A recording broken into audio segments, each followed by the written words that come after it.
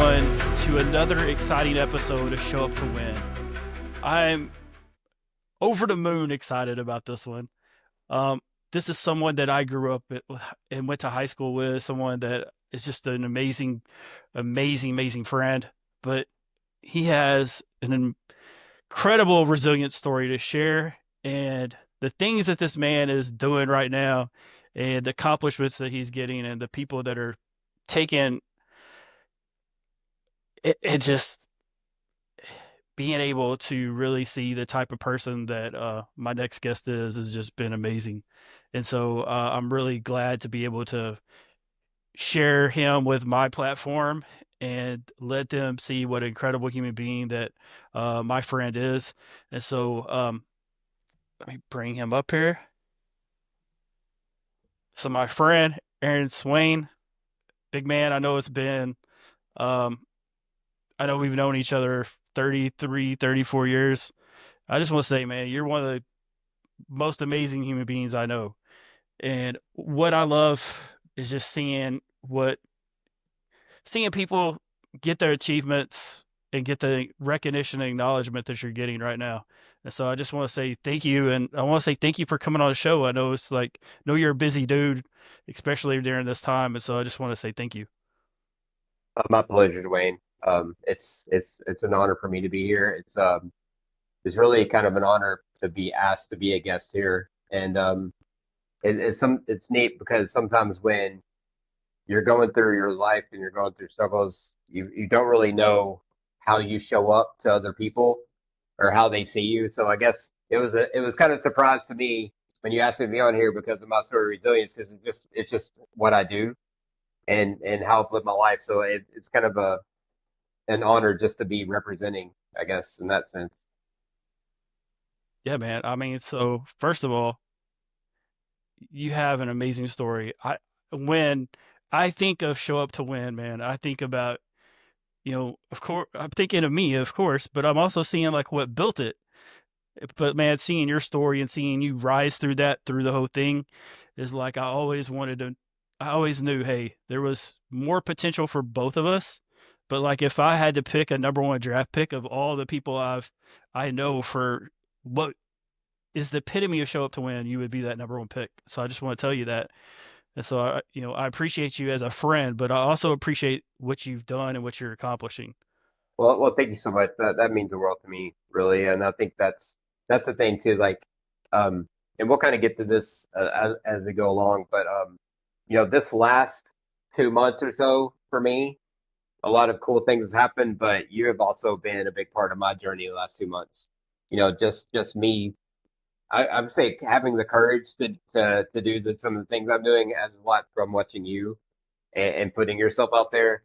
Um, it's been neat for me. It's like I told you, we kind of had this conversation before that I bought my podcasting equipment like 7 months ago and it's set in the box, like without being opened at all until you and I talked like a month ago. So I'll go ahead and introduce myself a little bit and talk about my background. So my name is Dr. Aaron Swain, and it's just weird for me to say doctor out loud. It still doesn't seem that real to me. But I'm a doctor of athletic training. So it's like a terminal degree, like a PhD type thing. I don't want to misrepresentation. I'm a MD or anything like that. I'm not. But so as far as getting to here, I didn't go to college out of high school. I mean, I did for a couple months, but it wasn't sustainable for me because I had no idea what my purpose was, and it didn't seem worth it to do all the work for not having a goal. Just knowing I was supposed to be in college, that's really. Um, I was a chemistry major when I first started college in 1995, and I didn't know anything other than I was not going to be a chemistry major. That's what I found out real quick.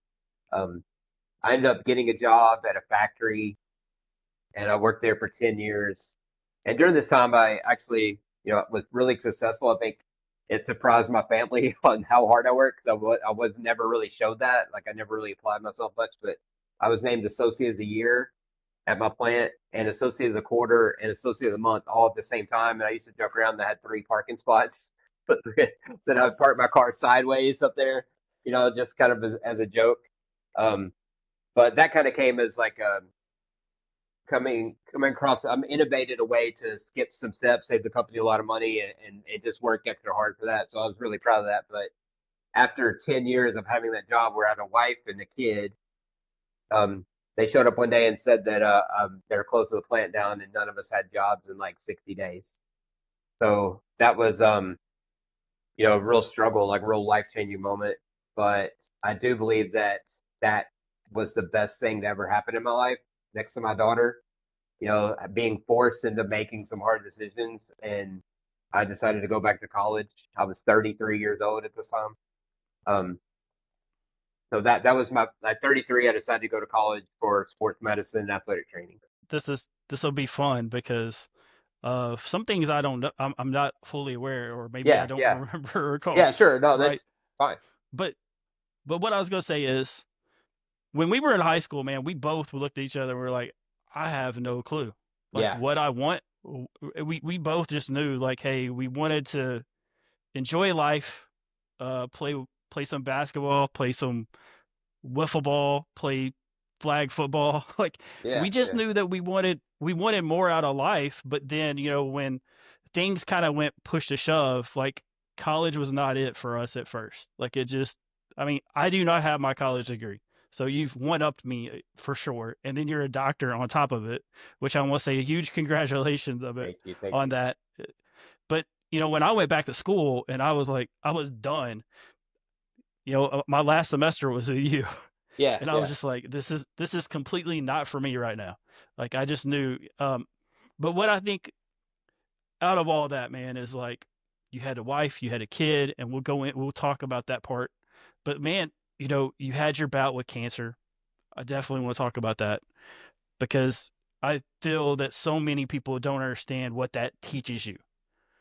So, can you explain to the audience exactly what type of cancer it was, the diagnosis part of it, the surgery part, the recovery, and then what was the lesson?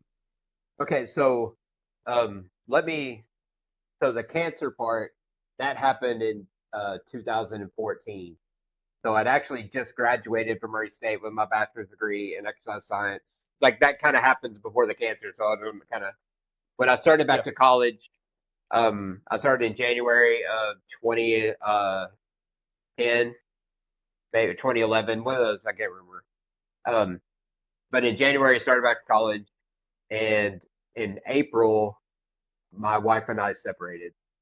I'm not going to get into the any of the personal stuff there, but it didn't work out for us. But I also got custody of my kid. At this time, she was 4 years old.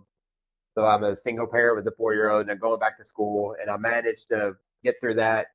And by the help and the grace of my parents, my God and parents, um, so they helped me with that. But also, I graduated in 2013 with my bachelor's degree in December. In January of 2014, I start my first job and my master's program in human development leadership, which is where I ran into you, and we kind of reconnected there after a while. Um, with my so after by having this I was a graduate assistant athletic trainer for Murray State women's volleyball, and it was so cool. Um, but after 2 months, I'm sitting in my room and I'm playing Xbox of all things, just hanging out, leaning back, and I can feel on my left side there's like this knot just on the left side of my stomach. And I know enough about anatomy to know that I shouldn't have anything like stiff or hard in that area. So I kind of just mentioned to my dad one day, like, "Hey, does this feel right to you?" And he was just like, "Yeah." He kind of had this weird look on his face, and he walked out of the room. And about 30 seconds later, my mom calls me because she wasn't home at the time. Apparently, he had just ran to the other room and called her. She told me to get my ass to the doctor. So, and and so I did, and the doctor looked kind of puzzled. That was a kind of weird thing. Like it was kind of a younger doctor, and she was great, but she just kind of said, "Hey, we probably need to get a CT scan, get some imaging, see what's going on." Now, mind you, I had no symptoms. I had no symptoms at all. I just felt a weird spot, and so then I was supposed to get a CT scan, and the CT scan was broken at the medical care or primary care, and so they're like, just go to the hospital the next morning, outpatient. We'll just do it there. And when I get there, they didn't have me on the list, so they sent me home. And then on the way home, my doctor calls like, no, go back up there. So I met her at the hospital, and they're like, we're going to admit you into the hospital. And I was like, it didn't make sense to me what she was saying because she didn't seem concerned when I was in her office less than 24 hours before. But she's like, well, we're going to get the CT scan and the surgeon's going to come talk to you. And instead of having to go all these places, like, what are we talking about? Like, never once did we talk about surgery in her office. So I don't know if she went and Googled some things, did some research from the time she saw me to the next morning. But her attitude and the urgency was completely different within 24 hours.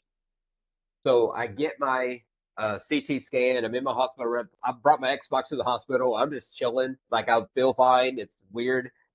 And the doctor's like, "Hey man, you got something going on there. We don't know what it is, but it is big, and it should not be there. And so, with your permission, we're going to open you up and we're going to check it out and see what's going on." So that was kind of this crazy 24-hour period for me from going to like hanging out playing Xbox to, hey, you're going to have surgery. So on Tuesday morning, had surgery. They came to me in the afternoon. I'm out of it, but they basically said, "Hey, we got this out.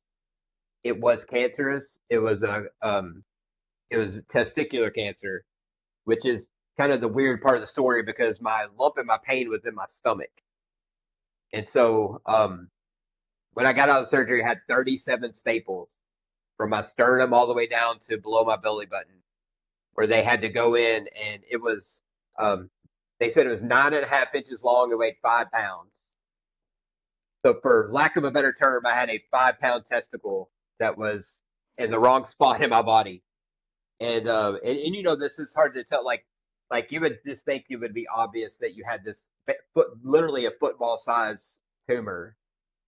You would just know it, like it'd be obvious. But like apparently, I've always been kind of a little chubbier, and so like my body had just grown around it. Like my belly had just it grew within it, so it wasn't just like sticking out or something. Just was it contained. They did tell me that the good news was it was not in my lip system, nothing spread, and they think the surgery took care of it. They did tell me to get a brain MRI afterwards because I didn't know this at the time, but testicular cancer and brain tumors go hand in hand, like quite a bit. So actually, the most anxious moments I had were waiting for that brain MRI, and they found a lesion on my brain. And so I go into the neurologist. I'm freaking out for like 48 hours because they're like, "Hey, we found this lesion. Come to the office, and we can't see you for 48 hours," which is the worst thing you can hear from anybody. Like, "Hey, you got something, but don't worry, wait it out." That visit went really well.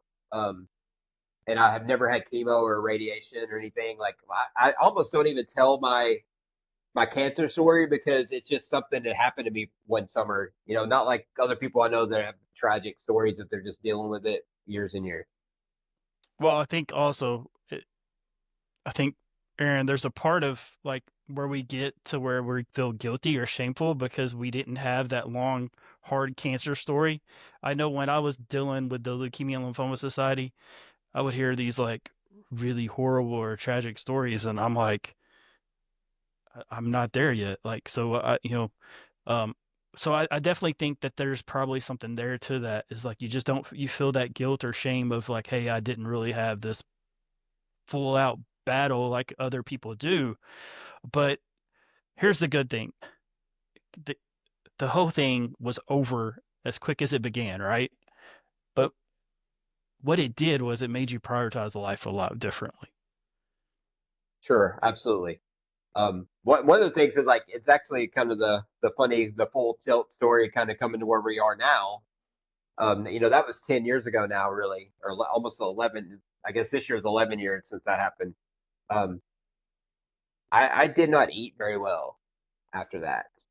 Like, like someone's like, "Hey, do you want some extra cake?" I was like, "Hell yeah, I want extra cake. I want all the things." Like you have this perspective of like this difference, and like I kind of got past this, and I'm gonna take the little things for granted, or not gonna take the little things for granted. I'm gonna indulge myself a little bit here and there, and I kind of I'd say ate myself into an unhealthy situation. Not horribly, like I was never like crazy big, but I just never ate well. Okay, so now let's talk about being a single dad and raising your daughter from the age of 4.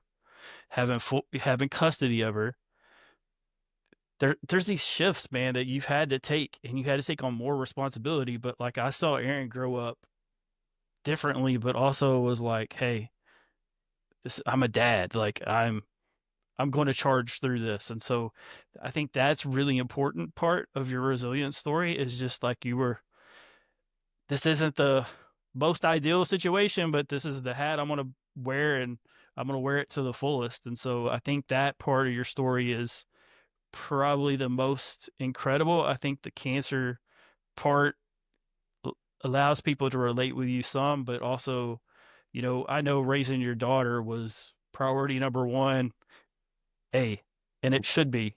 But like you made sure everyone knew that it was priority 1A always. And I applaud you so much on that because there was times that you wanted to do different things or wanted to say, but you always kept that promise and like, dude, there's so many people that they say that and then they don't stand on that, but you stood on that. And so I just want you to just tell the audience a little bit about this situation, and talk about what a remarkable dad you are too. Well, I appreciate that. That's of all my accomplishments, like I feel like I have, several like things I'm really proud of, but my daughter is number one. You know, since she was 4 years old, the main thing, like I just wanted to shelter her, and some at some point, I do want to acknowledge this that I'm not perfect and I didn't do things perfectly. Sometimes maybe I um, clung to her more as a crutch for myself. I don't want to I don't want it to seem unselfish in everything I did. But she was absolutely the priority no matter what we did. We did everything together. Um, I think the one thing that was cool, being an adult, going to college, by the way, going to college at 33 is a completely different experience. But I will credit those kids that I went to school with were amazing to me. They were great to my daughter. Had to bring her to class sometimes. Like, I would um, my parents, we lived with my parents, but they both worked, and sometimes like there wasn't anyone there to keep her, so I would take her to class, and they were really cool with that. They're always super sweet to her. Um, one funny story, in athletic training, there's lots of things you got to do, evaluation stuff. You gotta um, touch people's knees and their feet. You gotta like so one day we were first day we were ever taping in class, taping ankles, and I'll never forget this. Eric Frederick, the head athletic trainer at Murray State, he was teaching the class, and he came in and said, "All right, everybody, take your shoes and socks off." And I had forgotten that I let JT paint my toenails that day or the night before. They're like bright purple, and they were not only were they purple, but bless her heart, they were not painted very well. I mean, it wasn't her best work either, so they're just shoddy. But I basically had to stop class. I look, like everybody come take a look at my toes. They're purple. My daughter painted them, and I was like, just laugh at me, do whatever you do to get that out of the way. But I mean but everyone just accepted me for that, and they helped encourage me, and it was so cool. But and even in my job, like when I finally got my job at McCracken, I took her to work with me. Like there were times when I didn't know who was going to take care of my daughter after school, and so I transferred her over to Lone Oak, and so we would drive from Murray all the way. We left at 6 a.m. We would drop her off at school at 7, and then after school she would ride a bus over to McCracken where I could, and she stayed until I was done with work, sometimes 9 or 10 o'clock at night, and she would sleep on the way home, and we would do that every day just so if anybody's the hero of this story, sometimes it may be her. She had a tough go, but the one thing that was one of the coolest things about her is she never had any idea that that's not what everybody else was doing. She had never had she didn't know that not every kid left the house at 6 a.m. and didn't get home till 11 p.m. And she handled it like amazingly.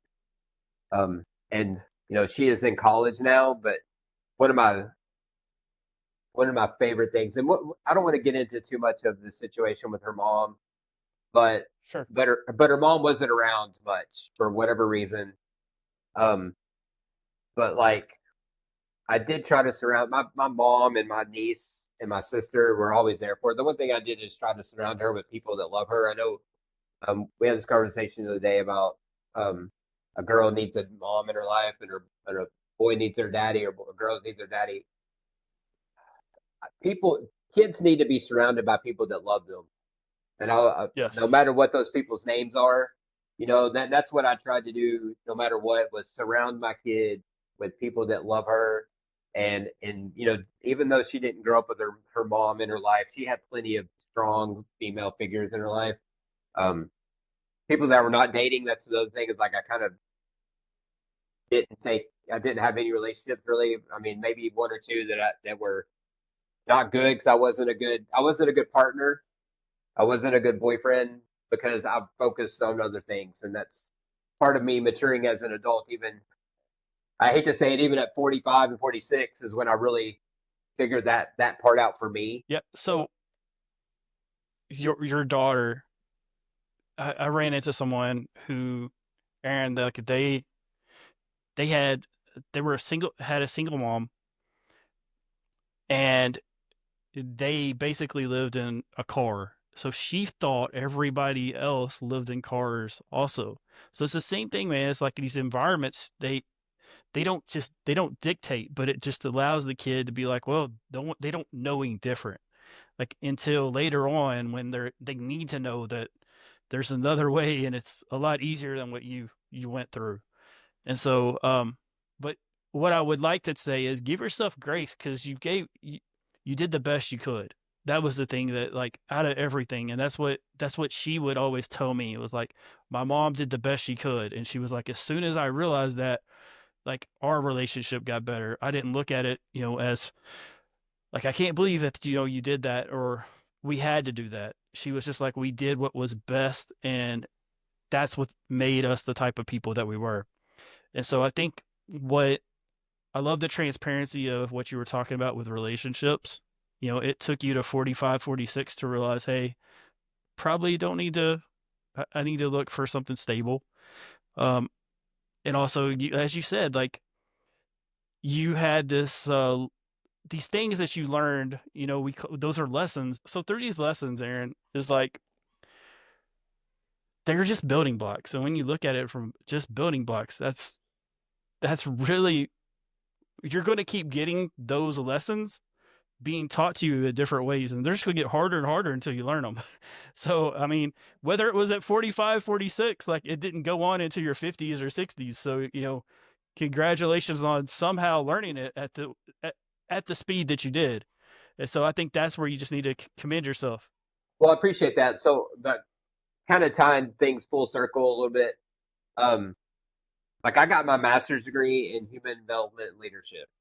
That was my master's degree, and if you ask me how that helps me in my career right now, I can't answer that. Like I have no idea career wise, other than kind of working with people.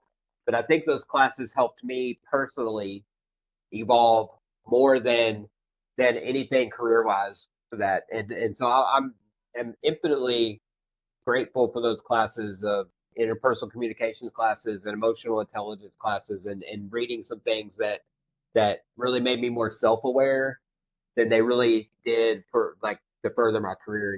And I think that really just helped me um, be more self aware, but also um, more conscious of how I'm approaching things. The one thing about like a relationship thing is that I they were not, when you talk about my daughter being 1A, like I never took a relationship seriously, like in 10 years. And that's weird to say out loud because in the moment, that's not really how I thought of it. But looking back, I didn't have time or energy for all the things. And that wasn't what I was choosing. I was choosing my daughter every time. And I would again.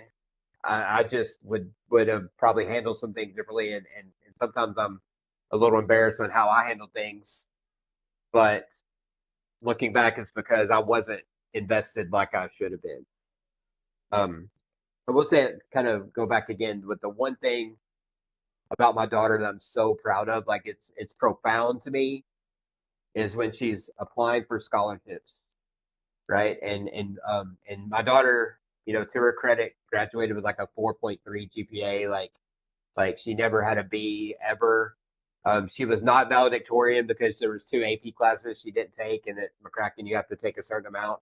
But she still had a weighted GPA of over 4.0 and unweighted at 4.0, whatever. I mean, a great student, way better student than I ever was. Um, but she was filling out these scholarships, and they wanted her to write an essay, and a lot of the essay was describe a hardship in your life and and how you overcame that. And she literally pulled me aside one day and says, "I don't have anything to write about." and to me, I was like, I was shocked because I mean I was like, there's never been a better compliment you could tell me that my daughter going through the things she went through. Um, could say that she doesn't think of any, she had any hardship in her life to get over and to write about. And I was like, that is amazing. And we kind of, as an adult, she's like almost 19 now. We kind of had some of those talks about, hey, these things happened, and these things are probably things that other kids didn't go through. And they're probably just because you handle them so well doesn't mean they weren't difficult situations and you couldn't write about them. So, but her saying like I can't think of a single thing that I had a single bad thing that happened in my life that I could write about. I was like amazing. Right. I mean, so the thing is that just shows great love and support. But also, here's the thing: is it also shows the compassion of her too, that she learned through all these things and how other people treated her. And so, I mean, I I think it's one of the most beautiful things was when you told me that story. I was just like, okay, that's the best way for that kid to grow up, go through all those hardships, and she doesn't even realize that they were hardships. Yeah, Eh, and those things I don't want to talk about, um, but there were some hard times. There were some hard times and some hard situations that she was kind of in the moment oblivious to, or didn't realize that it was not okay. And Right. like I said, like you said, I credit her for being resilient, but also my support system, my family, and just of how we just always made her feel loved no matter what was going on. And Yeah. like I said, I've never not more proud of anything in my life than that. The other thing I would say is her support, her friends and their family also didn't let her know that either. And I think That's that's also something that needs to be acknowledged yeah, also, yeah, right? Is yeah. the fact that like some really good people were like, hey, let's try to make this a little bit easier on, Aaron and your daughter. Um, I so I think let's switching go schools into helped with that a little bit. Like switching schools when we didn't necessarily switch schools because of a situation, but it really just helped going from Murray to all the way to Paducah, where I love Murray, but everybody knows everybody in Murray, and having a little bit of change of scenery, I think helped. And the new friends she made, nobody really knew anything about her situation. But also, just like you about the said, power. nobody really asked. I mean, nobody, it was never really brought up. Right. That The other thing, man, is so let's talk about your love of sports medicine and how you're able to get into athletic training, but also going into McCracken School. It's a dream location for a lot of people, and you basically lucked into it. And I mean, and I think that's what you would say too is like you lucked absolutely. into it because it was a very beginning part. No one knew what the possibilities.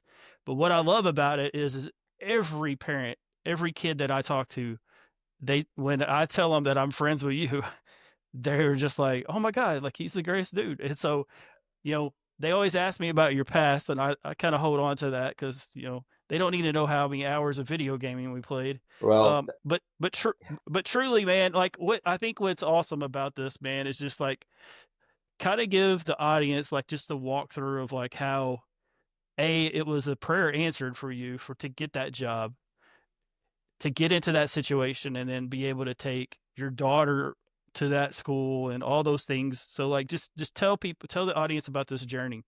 okay, so um, whenever I got cancer, I had to take time off from athletic training, even though I only had the job for 2 months before I got diagnosed and I had the surgery.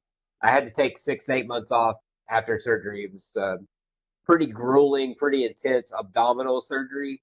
So I couldn't lift anything. I couldn't hardly move. It was a rough recovery.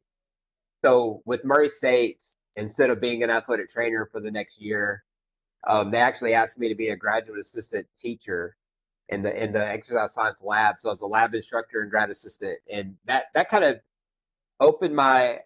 I was starting my master's program then, but it kind of opened my eyes. Like maybe I like this teaching part. Like maybe this is something that I would be willing to look into, because especially at that level.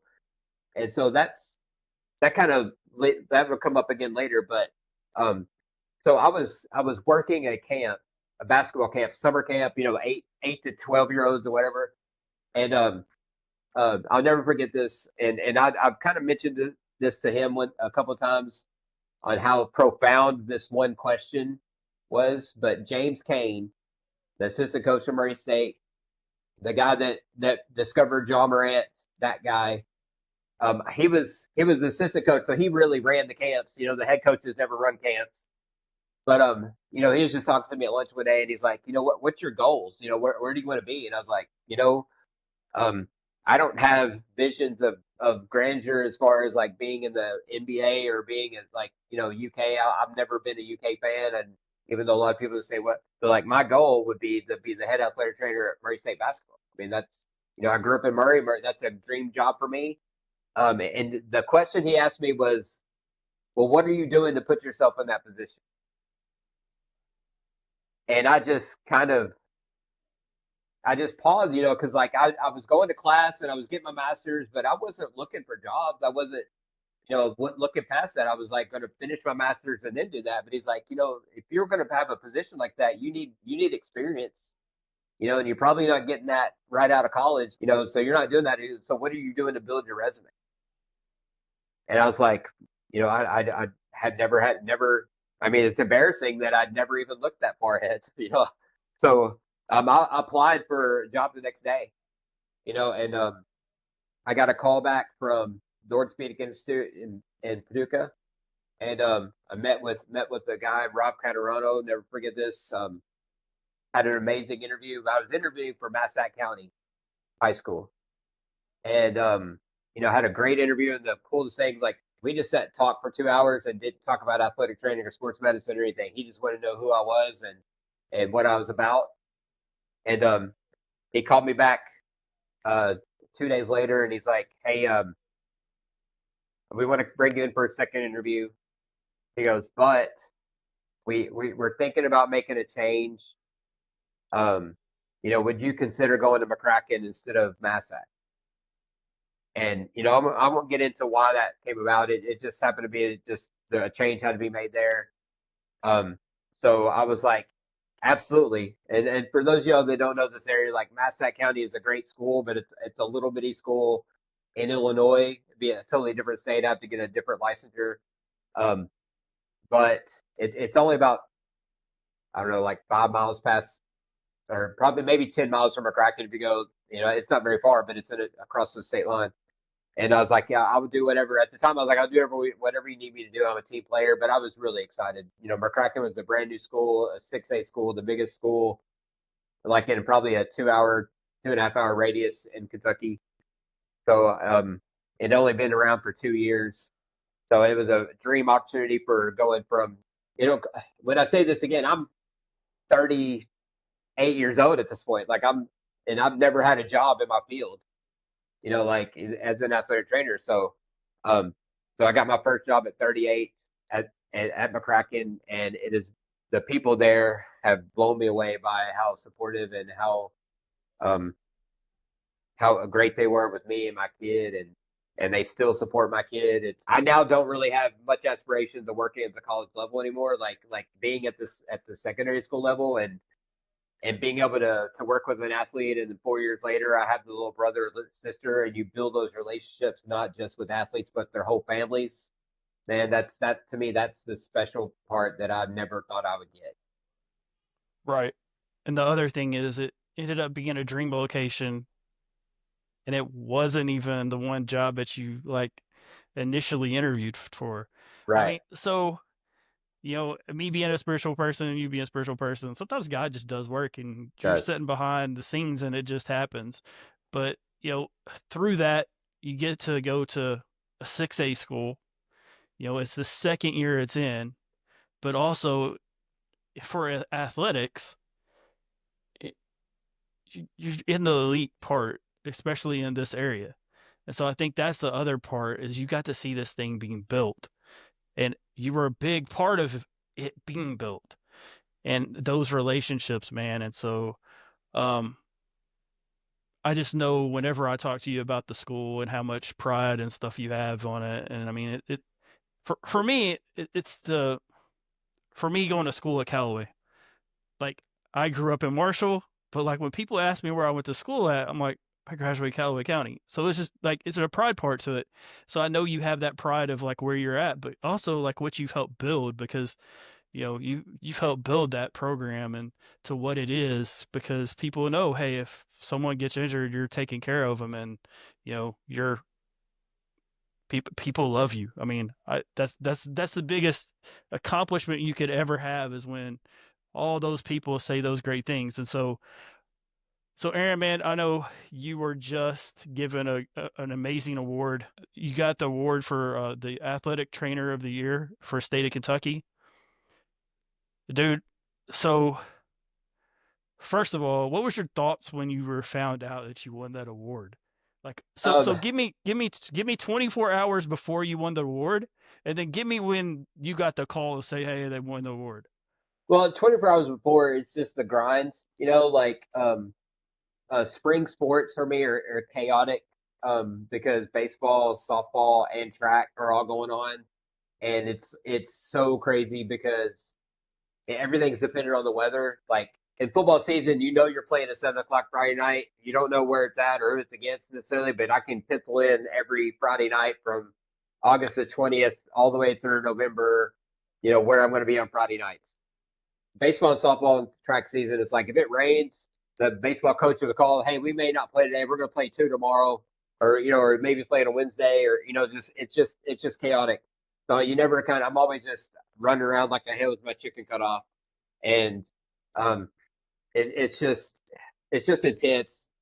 And so I'm literally driving across campus on a golf cart, and I get a call from an athletic trainer for Bowling Green. She's the Region One rep for the Kentucky Athletic Trainers Society, and she doesn't ever call me. Like it's not I have her number, and actually I was the rep before she took over, so I didn't know if it had something to do with cats or whatever. But she wanted to congratulate me for being named, and so this is going to go maybe a funny story that I should or shouldn't tell. I should tell it, but it's just embarrassing to me. So, but that's what we're here for, right? So, she said you got high school athletic trainer of the year, and I'm like, okay, like it was just kind of weird. Like I just didn't really believe it, So it took me a while to tell. This is probably the first week in April, and it took me a long time to tell anybody. I told my mom and I told Melanie, my fiance, and my daughter, and but like I didn't really tell anybody. Didn't know how to approach it. And the first thought is the meeting is June the 13th, which is when the state Final Four for baseball and softball was. And I was like, I plan to be busy that day having a game. Like, we've been in the state Final Four 7 out of the last 11 years, or whatever. Like, I expect to be working that weekend, baseball and softball both. And um, so I was wondering how that was. Like, I'm kind of joking around, told the baseball coach, like, hey, man, I may have to miss our Final Four game, but I'll be there for the championship game, but, joking around. But the funny story was when we get there the last Friday night, um, I was just kind of, I never really got a formal. I got an email saying, "Hey, congratulations! We want to invite you to the ceremony." Um, but it didn't actually say what the award was.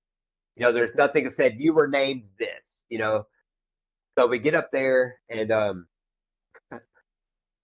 my parents drove 3.5 hours from Murray all the way to Louisville, 4.5 to count the time change. My fiance, my stepdaughter, and my daughter all come up there. My friend Tim that lives in Louisville, he came to he. I was like, hey, we may be crashing at your house, so you can come to the ceremony with us. We'll stay at your place. And he showed up, and they're starting to announce awards, and they're like, the high school athletic trainer of the year. They had the banner saying it, but then when they went to announce the name, it was not me. and I had probably the most anxious 4 minutes of my entire life. Like, what the f is going on? Like I don't know what this. Finally I was like, put your food away. We may have to pay for it now. We're not like I don't know if they got it wrong, and like I was freaking out. Even like Melanie's like, what happened? I'm like, I don't know. And in my mind, it's like, this is why I didn't tell people. This is why I didn't announce it. It's like I just had this weird feeling something different going on. But it turned out the next award was Clinical Athletic Trainer of the Year, and I won that. And the kind of the bigger difference is that like I'm employed. I'm not employed through the high school. I'm employed through the clinic, through Mercy Health, through or the orthopedic center, and so I'm considered an outreach more than I am like school employee. So, but but I had that moment there of panic. I was like, I came all this way, invited all these people, and I did not win, and I was freaking out, man. But it was such an honor. It was so cool. But also, we did end up making the Final Four in baseball. We were playing at the exact same time that they gave me the award. So as soon as they gave me the award, I'm like, thank you. And I headed out. I drove all the way back to Lexington, like an hour. Actually, it's an hour and 30 minutes because there's construction on I-64. But we got there like in the sixth inning, and I watched our team at least got there. I just wanted to be with my guys, man. You know, as an athletic trainer, I think by definition, you're never the focal point, and you never want to be. You're always behind the scenes. You want to do all the things, but you don't need recognition. And you don't seek it. So it was such an odd moment for me to take the center stage in that sense, but and to choose go into that award as opposed to choose to go into my game. But I tried my dangest to get there and do both, man. And that's and we ended up losing that game. We didn't play well. I'll probably carry that with me. Like not that I don't score runs for those guys, and I don't or anything. But man, the one thing I hope everyone feels is that I'm in it with them, that they're my dudes and my girls, and like I feel all the things with them. I think that's really important, and I think that that's what transcends sports is those relationships. You're a part of the team every year, whether you're in the picture. I don't know if you're in the picture or not, but I'm just saying Sometimes, the yeah. sometimes. Okay, I knew that sometimes there was and sometimes they weren't, and Sometimes I'm the back when I finger that you can't see standing up behind the tall kid, or um, yeah. I always like to be in the end of the year pictures. Sometimes I don't get in the beginning of the year pictures because um well, a lot of times, like with basketball, like I'm still going for football when they're doing media day for basketball, so I don't even make it over there sometimes. But I enjoy being in the picture, but at the same time, I don't want to be in the middle of any picture. I just want to be like that little hat you can barely see behind people. That's perfect for me. yeah, I mean you're a special part of those teams. So for the other guests, they have something that like they want to promote, like a book or something like that. For me, I think the only thing left to really talk about on your life is just the engagement part for you, how big of a part that relationship is and how fulfilling that has been, but also how much she has helped make you a better person. So I'll give you a few minutes to talk about that, but also me bring in some questions on that aspect is because you had a relationship in the past that wasn't ideal. It didn't turn out the way you wanted it. So what type of lessons did you learn from that in the past that you can apply to this? And again, this is for the listeners, not just for you. Yeah, sure. No, so in gosh, I guess it was the Christmas day in 2022. I was leaving my parents' house Christmas Day. Looked down at my phone and just something popped up on Facebook, and it was Melanie, and she had a reel, or she had like a moment she put on there, and it was just talking about how she how in 10 years or 20 years or whatever many years she wished her kids knew, the things she wished her kids would realize the things that she did for them. Because that thing about kids is they're not always in tune with what's going on, and I knew Melanie, like I've met her a few times, but we weren't friends. We were Facebook friends, we weren't friends, and I never really spoken to her outside of a group setting saying hello. Um, so I just sent her a message that said, "Man, I hope so." Because I really in my heart believe that they get it. that you just keep doing the things you need to do, like, and make your best decisions for them and for yourself, and it's going to work out. And that's kind of all I said, and it took a couple of days. She kind of replied, and then we just had some neat little banter back and forth a day or two in between, and then like the night before New Year's, I think we just talked for like till 4 a.m. And like it was just one of the, and like I just had this thing. It's like, man, this is different for me. Like, it was different. Although it's kind of funny because at that point in my life, I had the opportunity to interact with some really good people, some really good women, and um, I was kind of adamant that I wasn't dating anyone, any of them. Like I just didn't really want to be there, and like we would, I'd hang out with people, we interact, and but I just never, honestly, I just never tried. And one of the biggest things for me was women that I interacted with said I was really hard to read, and I was really vague sometimes about my intentions or my feelings, and that kind of just resonated with me as far as learning from past experiences. And this is more, it's not so much as my marriage, because my marriage ended in 2011. So this is, 12 years after my marriage had ended.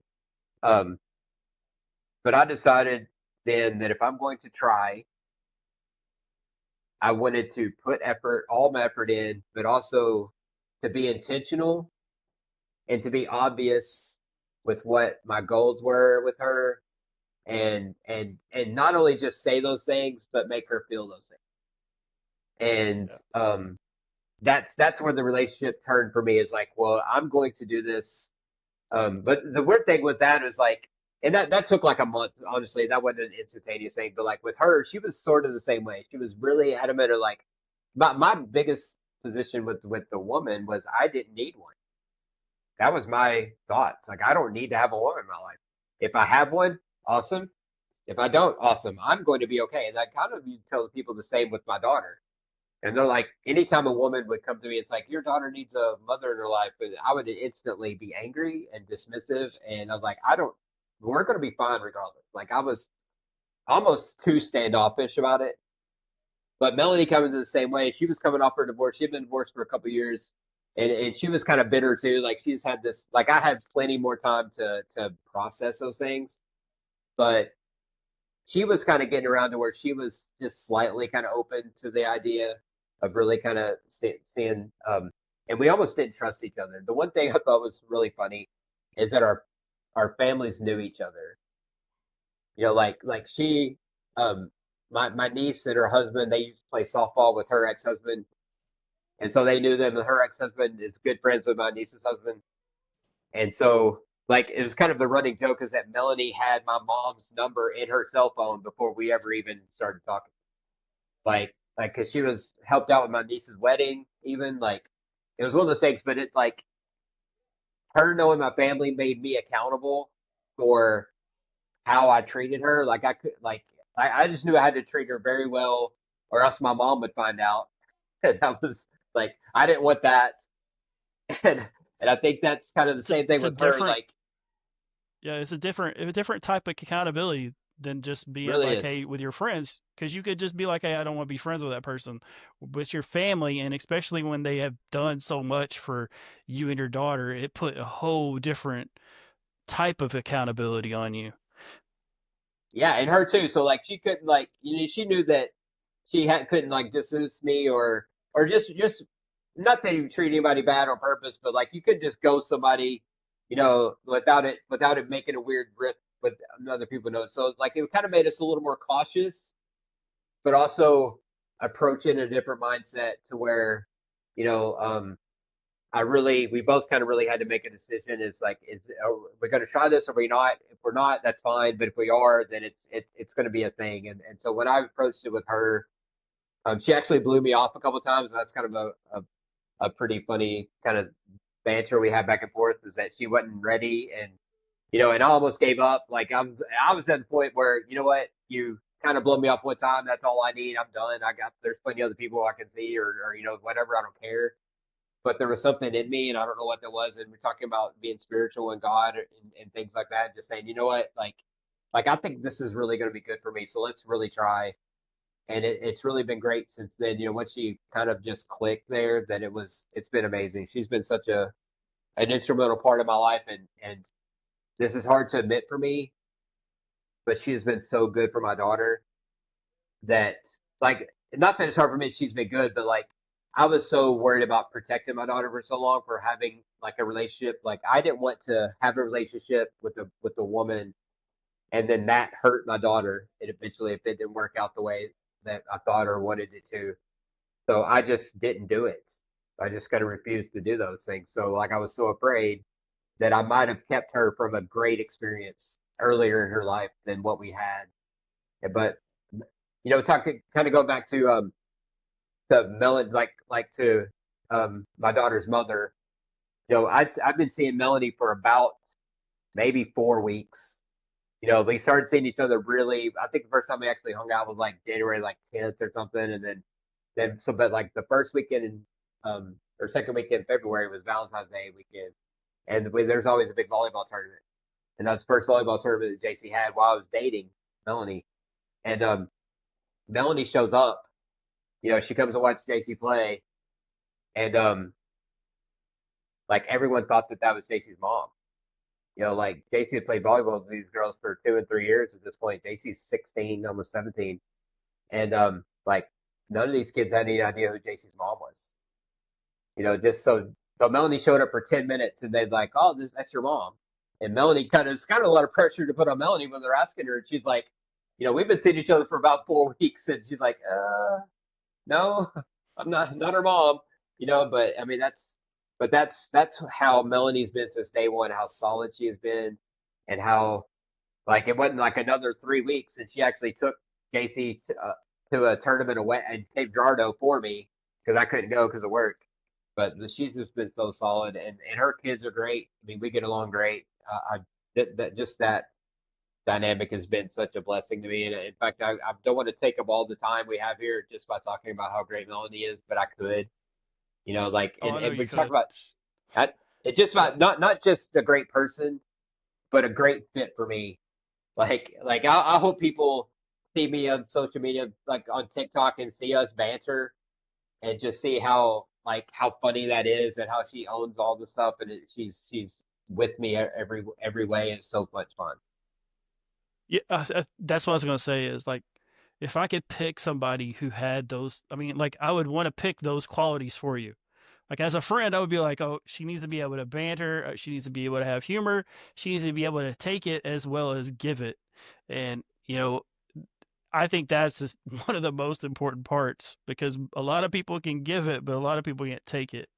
But also with her, she just has this thing where like she will get you just as much as like someone else. Like I mean, and but she's ruthless in that manner. But she's so humorous.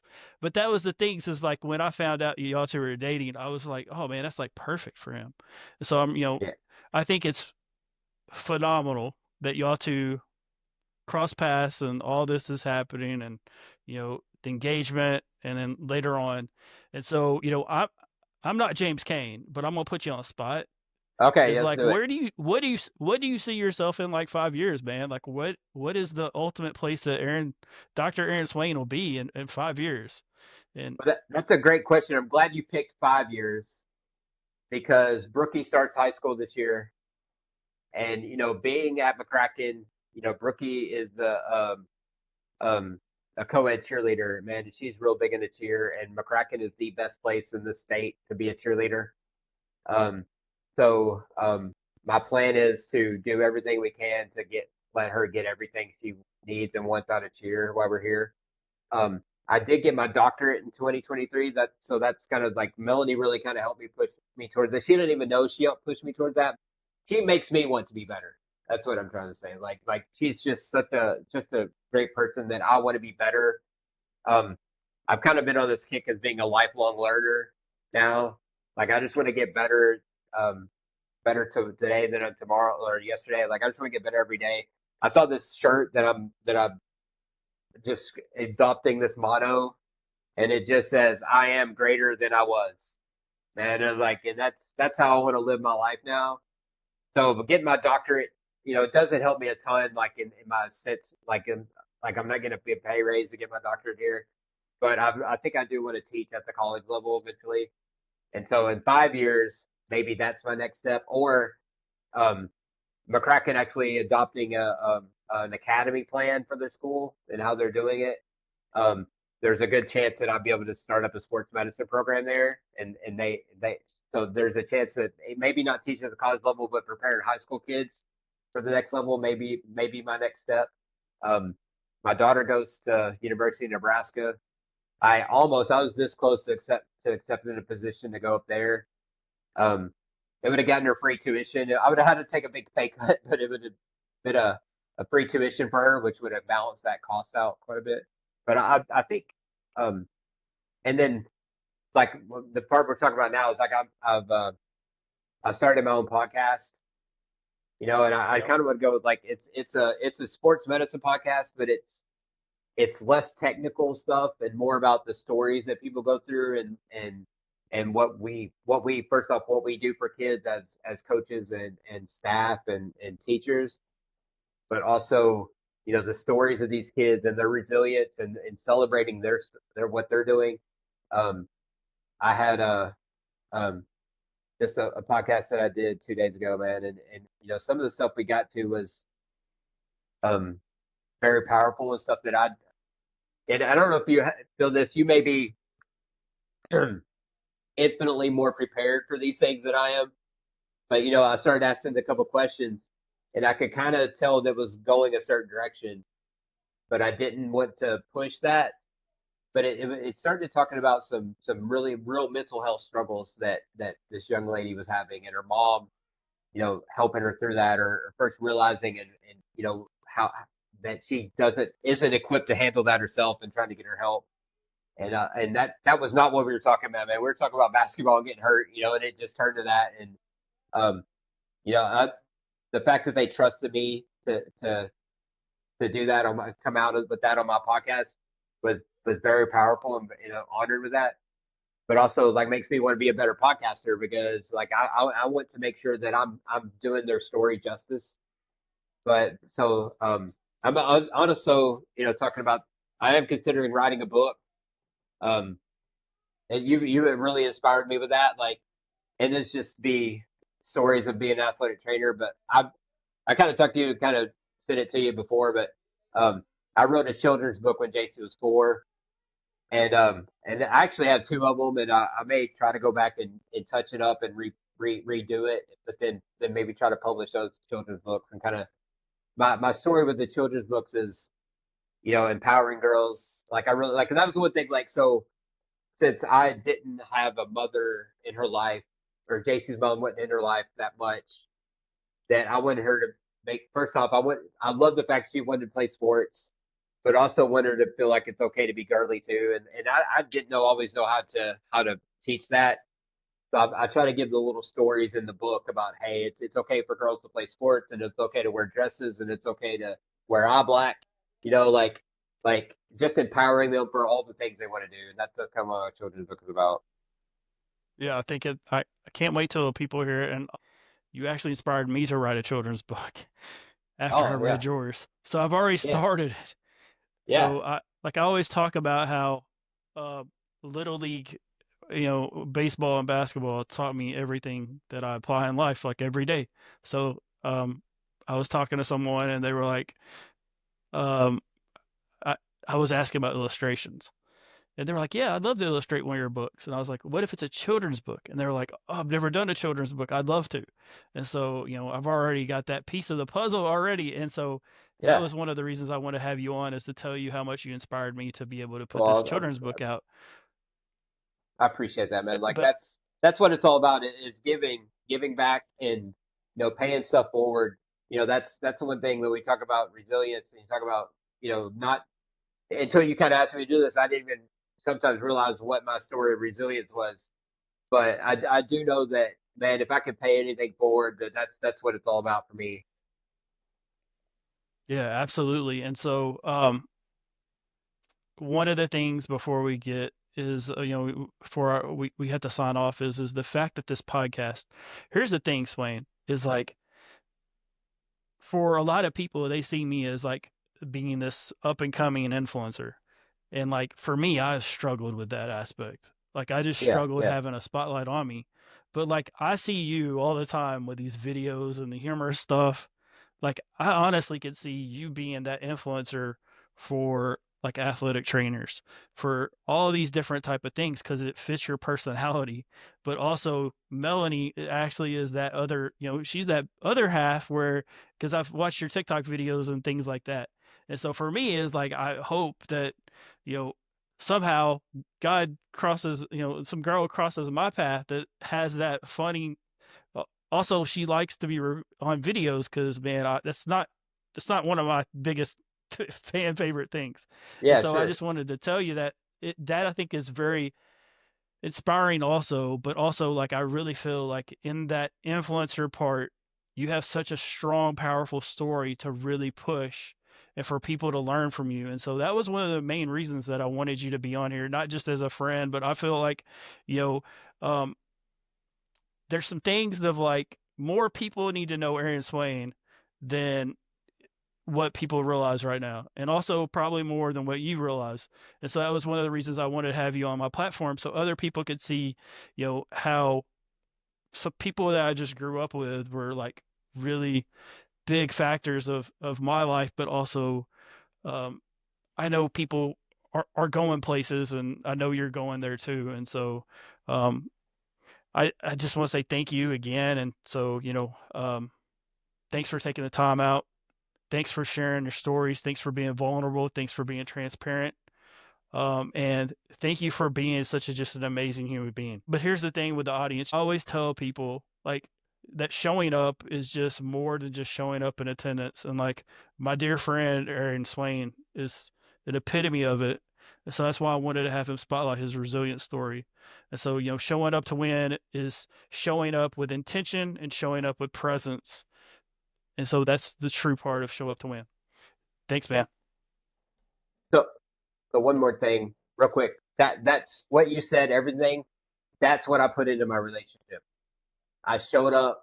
I was very intentional. I just put everything into it without like I was kind of going instead of going through the motions of saying, hey, like I was very intentional with this relationship, and that's how I won that. And that's 100% of what our relationship is about is being transparent, being intentional, and going for it. I love it, man. And like I said, man, if I had to take that one pick, if I could have the number one pick of my show up to win program, you would be it. And so that's the reason why. And so anyway, I hope everyone has a great time. Thank you so much to listeners. Peace. Peace out.